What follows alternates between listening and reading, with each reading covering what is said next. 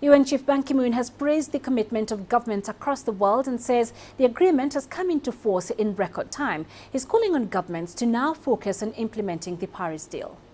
Our challenge is to sustain the momentum that has propelled the agreement into force. We remain in a race against time. But with the Paris Agreement and the 2030 Agenda for Sustainable Development, the world has the plans. We need to make the shift to a low-emission, climate-resilient path. Let's get you more on that story now. I'm joined live from New York by UN correspondent Lorna Shaddick. Lorna, an historic day indeed for the world. What more has come out of the UN on this? Well, as you heard there, Ban Ki-moon has been addressing reporters on what he has indeed said is a historic day, and he's calling for determination in implementing this deal. He said that it is this present generation that is the one that is really feeling the effects of climate change, and he hopes that it is this generation that will go some way to resolving it and certainly preventing its worst consequences. And he really said that in order to do that, this is the plan. This Paris deal is the one way that we can really achieve that by and get towards a low emission resilient path. And the deal has already now cleared the threshold.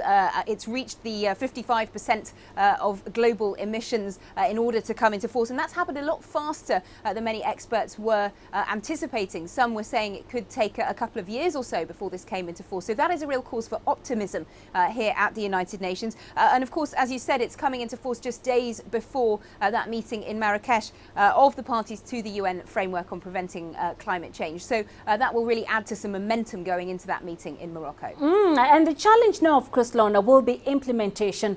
Does the UN believe that powerful countries are committed to the Paris deal and its implementation? Well, I think the entry into force quicker than expected certainly is a cause for optimism, but also a cause for difficulties. And this is where the UN is facing some challenges, because not much has actually been done yet on getting this implemented, particularly at a corporate level. Lots of companies haven't even worked out how much greenhouse gases they're emitting, much less worked out how they're going to curb those or stop emitting them. And the financial framework to force them to pay up if they are emitting too much CO2 has also not been worked out. So at the moment, there's not very much financial incentive for companies to get going on implementing this deal. But I think the other big concern for the UN, certainly in terms of powerful countries implementing this deal, is what is happening here in the US next week, which is, of course, Americans going to the polls to choose their next president. The Republican candidate, Donald Trump, is a cause for big concern when it comes to his stance on climate change. He's publicly been a skeptic on climate change and has said that he would scrap this Paris deal, and there are certain ways that he could move forward with that. And so there is concern not only about undoing the progress that the Obama administration has made on climate change, but also about the message that that would send to the world in terms of the US commitment to this deal. And it might even lead to a domino effect of other countries pulling out if the US did so. So there's a lot of concern about that. And in fact, it even brought out quite a rare comment from the Chinese climate negotiator recently, who said that resisting this deal would lead to, it would affect US economic and social progress. So that's a measure of just how concerned people are about what might happen here on the 8th of November. Now, Africa has the fewest emissions, but is the worst affected by climate change. What support will those big emitters have for the continent, if any? Well, it seems that this is one of the big issues that is going to be talked about at that COP22 meeting in Marrakesh, because clearly Africa is on the front lines. And indeed, people here at the UN have talked about the Sahel region, for example, being one of the first modern climate change conflict zones because of the scarcity of water there now. But 10 months on from Paris, I think a lot of African countries in particular are starting to raise concerns about whether they can really meet the targets that they felt slightly pressured into accepting.